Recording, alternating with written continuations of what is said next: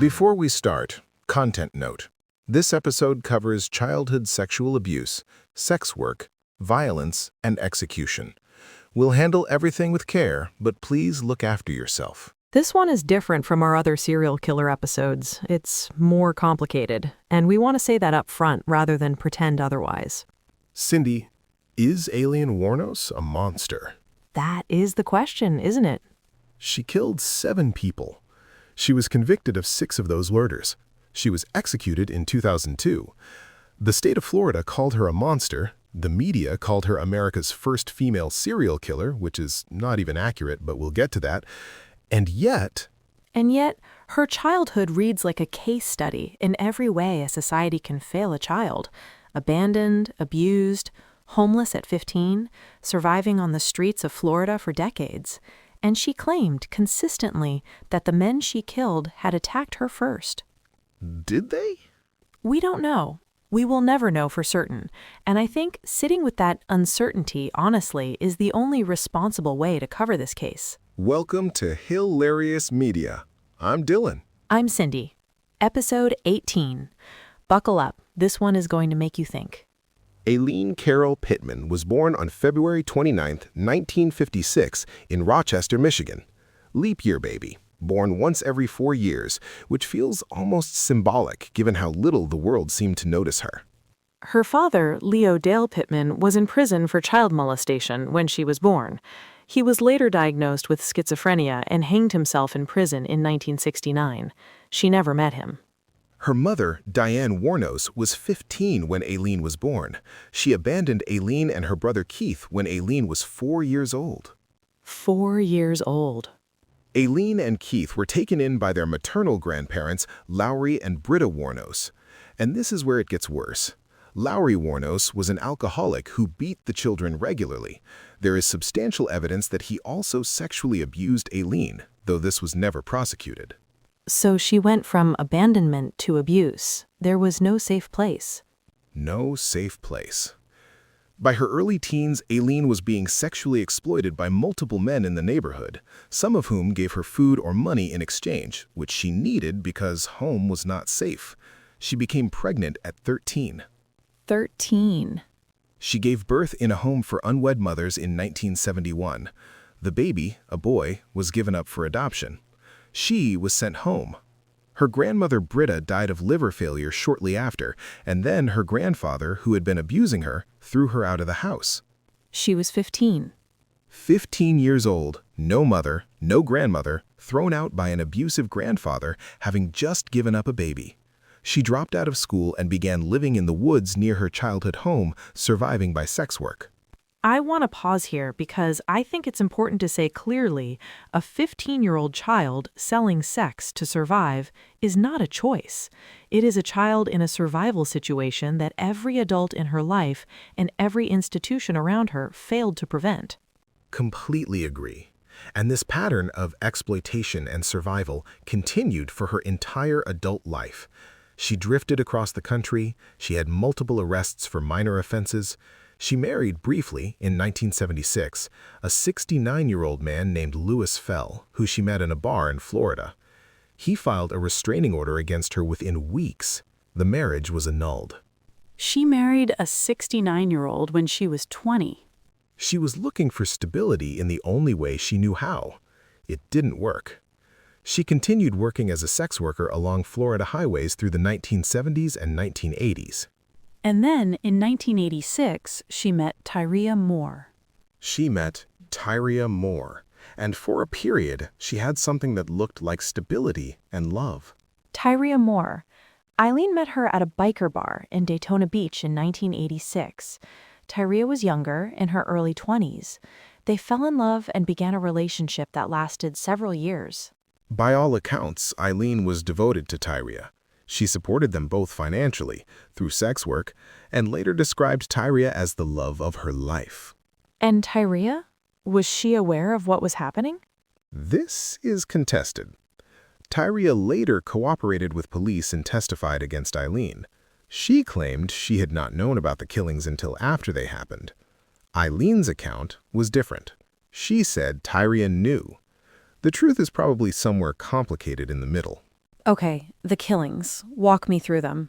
Between November 1989 and November 1990, 7 men were shot and killed along Florida highways. All were middle-aged men. All had encountered Aileen while she was working as a sex worker. Their bodies were found in remote areas, mostly in central Florida. And Eileen's account of why she killed them? Self-defense. Consistently and from the beginning, she said that each man, or nearly each man, had attacked her, attempted to rape her, or threatened her life during what was supposed to be a transaction. She said she fought back. Was there any evidence to support that? Some.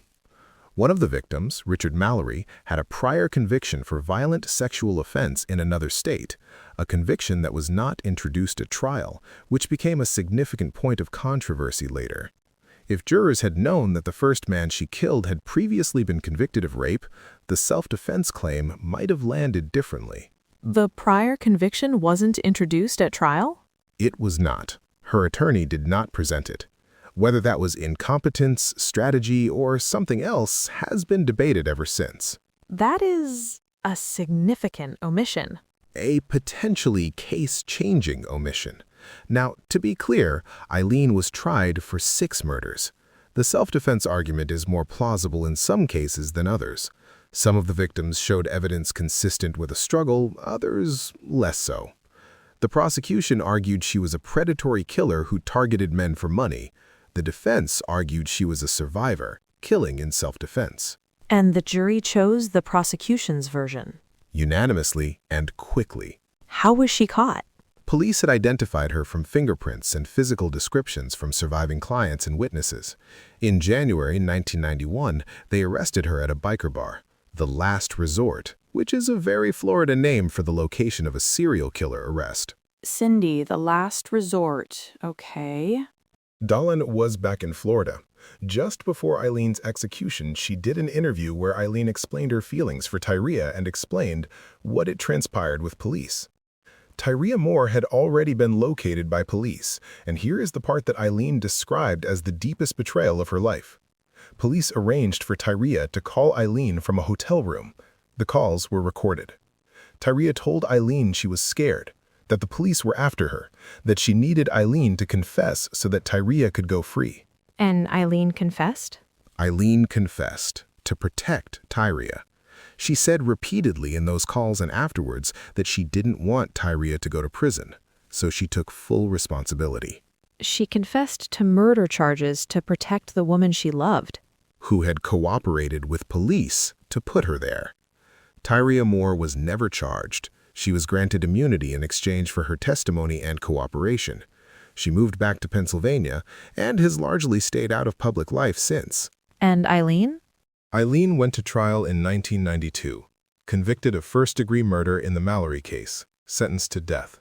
She eventually pleaded guilty to 5 more murders to avoid additional trials, saying she wanted to get it over with. She sat on death row for 10 years. What was that decade like? Turbulent. Her mental state deteriorated significantly. She gave multiple interviews, changed her account of events, at various points recanted her self-defense claims, and then recanted the recantation. A documentary filmmaker named Nick Broomfield made 2 documentaries about her. Aileen Wuornos, The Selling of a Serial Killer in 1992, and Aileen, Life and Death of a Serial Killer in 2003. The titles alone are doing a lot. The titles are doing enormous work. Broomfield's first documentary was particularly damning of the people around Aileen, her legal team, her adopted born-again Christian mother figure Arlene Prail, who had inserted herself into Eileen's life and then signed over media rights. It painted a picture of people profiting from Eileen's story while she awaited execution. Was she competent to be executed? Mentally? This was a serious question raised by many people, including Broomfield. In her final interviews, Aileen spoke about being tortured by sonic pressure and government mind control. Her mental state was clearly severely compromised. Whether she was legally competent to make the decision to waive her remaining appeals, which she did, is something legal scholars and advocates have debated since. She waived her own appeals. She said she wanted to die. She said the world was not worth living in. On October 9, 2002, Aileen Wuornos was executed by lethal injection at Florida State Prison. She was 46 years old. Her last words were, I'd just like to say I'm sailing with the Rock, and I'll be back like Independence Day with Jesus June 6th. Like the movie, big mothership and all, I'll be back. That is not the statement of a well person. It is not. And I think that's the last data point in a very long case for how thoroughly every system failed Aileen Wuornos, from birth to death. The 2003 film, Monster, Charlize Theron, Academy Award-winning performance. Did it do Aileen justice? That depends entirely on who you ask. Theron's performance was extraordinary by any technical standard, the physical transformation, the emotional range, but the film made specific narrative choices. It leaned into the self-defense framing more sympathetically than the courts did. It also leaned into Aileen as a tragic figure in a way that some critics felt was exploitative in its own right. Aileen herself didn't like it. Aileen was dead by the time it was released. She was executed in October 2002, the film came out in 2003. But she had expressed concern before her death about how her story would be told. Given that multiple people had already sold rights to her story without her meaningful consent or benefit, that concern seems legitimate. There's something deeply uncomfortable about the true crime industry, of which we are a part, profiting from the stories of people like Aileen Wuornos. We should say that clearly. We're a podcast that covers these cases. We try to do it responsibly, but the fact that Aileen's story has generated films, documentaries, books, podcasts, and she died in a prison execution chamber with nothing is worth sitting with. It is worth sitting with. Every time. Okay, the question we opened with. Monster or victim? Both. And I think anyone who answers that question with just one word isn't taking it seriously enough. Expand. 7 men are dead. Those men had families. Richard Mallory, whatever his history, had people who loved him. So did Walter Gino Antonio, Troy Burris, David Spears, Charles Carscadden, Peter Seams, and Dick Humphreys. They were real people, and their deaths were real losses that cannot be waved away by any sympathy for Aileen's background. And the other side? A child was abandoned, abused, sexually exploited, made pregnant at 13, thrown onto the streets at 15, and spent the next 25 years surviving in circumstances that would break almost anyone. The self-defense claim in at least some of the killings is credible. Richard Mallory's prior conviction is a fact. The failure to present that evidence at trial is a fact. The question of whether a woman working alone on highways in Florida in 1989 had the right to use lethal force when she believed her life was in danger, that is a legitimate legal and moral question that the jury never fully grappled with. So, where do you land? I land on Aileen Wuornos deserved a fair trial and didn't fully get one. I land on the systems that created her circumstances are as culpable as she is. And I land on executing a severely mentally ill woman who was waiving her own appeals is not justice by any definition I recognize. I'm with you on all of that. And I'd add, the label America's First Female Serial Killer, which was plastered everywhere, did enormous damage. It made her a spectacle before the trial even began. It made a fair jury almost impossible. She was tried in the media before she was tried in a courtroom. Convicted twice over. The victims of Aileen Wuornos: Richard Mallory, David Spears, Charles Carscadden, Peter Seams, whose body was never found, Troy Burris, Dick Humphreys, Walter Gino Antonio. 7 men who did not come home. We acknowledge them. And Aileen Carol Wuornos, born February 29, 1956, died October 9, 2002, a child who was failed so completely and so early that the trajectory of her life was shaped before she had any say in it. We acknowledge her too. This is the most complicated episode we've done, and we hope we did it justice, or at least did it honestly. If this episode stirred something for you about the justice system, about how we treat survivors of abuse, about who gets sympathy and who doesn't, that's the right reaction. Let it sit with you. Thank you for being here for episode 18. Subscribe, leave a review, keep the case suggestions coming. I'm Cindy. I'm Dylan. Take care of yourselves. Genuinely.